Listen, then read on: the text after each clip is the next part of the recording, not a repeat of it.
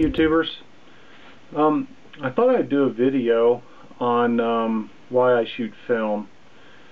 It's probably been a long time coming, and I thought that I would talk a little bit about why I choose to do it, and maybe I can turn some of you on to it, and maybe I can help myself understand it a little bit by going through the process of describing what it is that kind of keeps me interested in it, at least thus far. So, without further ado, here we go.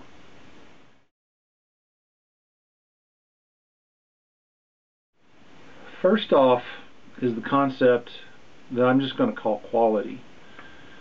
And what I mean by that is pretty much any reasonably good film camera will produce photos of fabulous quality.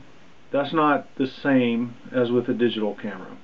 Now, it's true that just about any digital camera will produce a photo of quality, but the quality will vary quite a bit from the quality you can get from a top-end camera. So, for example, a small sensor digital camera will take a really nice landscape shot, a really nice snapshot, a really great close-up, a very close macro, but it will not get you a beautiful short depth of field or shallow depth of field photo where one thing is in sharp focus and another thing is just a wash of color and form.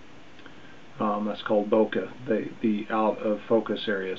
You're not going to get that with a small sensor camera. There are reasons for that. Maybe I can go into that in another video.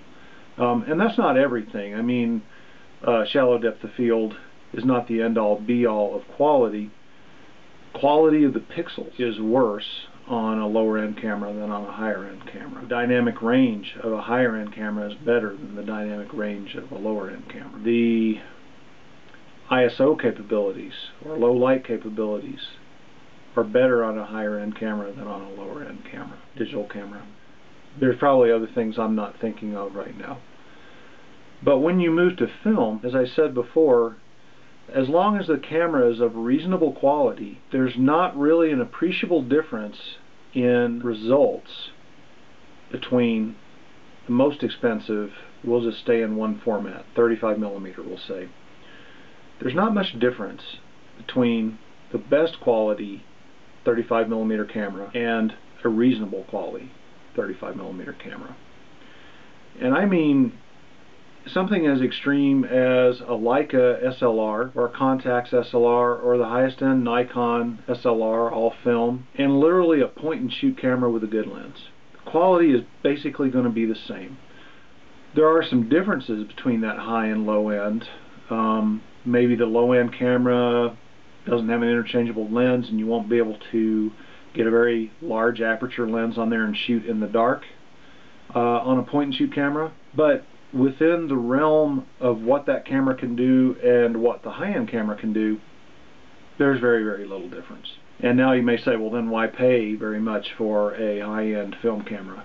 I can get into that in another video, maybe at length. But basically it's in flexibility and essentially joy in use and handling. I mean, as goofy as it sounds, using a really fine camera is more fun and a little more rewarding than using a crappy camera, even though the results might be very similar or even the same in a lot of cases.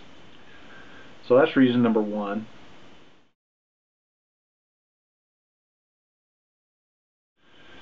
Reason number two, I've listed as dynamic range. I would say that any film camera, let's stay with 35mm for the moment, any 35mm film camera will have better dynamic range than any DSLR, full frame, whatever. The reason for that is that the sensor in a film camera is film, and that's the thing that captures your image.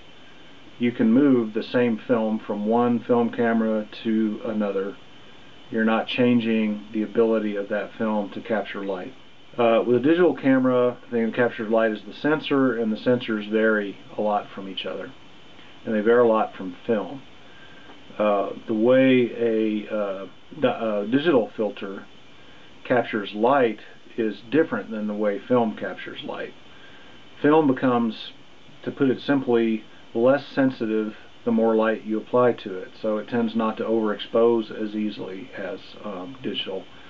Digital can only take so much light before it can't capture any more, and it just chops it off at pure white. That's vastly oversimplifying things, but this is why, for example, if you want to capture shadow detail with a digital camera, oftentimes you'll find your whites are completely blown out. On the flip side, if you, on a digital camera, try to keep your whites from blowing out, you'll have the detail in the shadows, but you won't be able to see it often until you bring up those shadows, and when you bring up those shadows, noise appears. With film, it doesn't really work that way.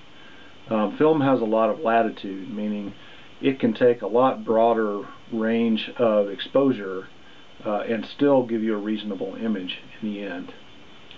So, for example, with film, I often shoot film almost all the time, really. Black and white film, I shoot at half of its rated speed. So, for example, Tri-X 400, I shoot at 200. That's just the way I load it up and shoot it, and I change my development a little bit to account for that. That's a full stop overexposure, and I never really blow highlights with Tri-X. I did a roll recently of Tri-X that I shot at ISO 100. That's 2 stops of overexposure. I didn't have any blown highlights. The trade-off is I had tons of shadow detail. So that's a semi-technical way of saying that film just offers more dynamic range and more dynamic range flexibility than digital. On the other hand, film doesn't offer you the extremely high sensitivities that you can get with digital these days with the higher end camera.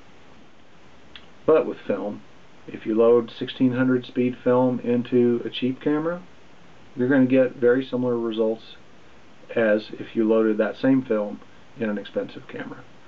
So back to that quality thing and the fact that it doesn't really matter the quality level of your camera to a large extent, I would say.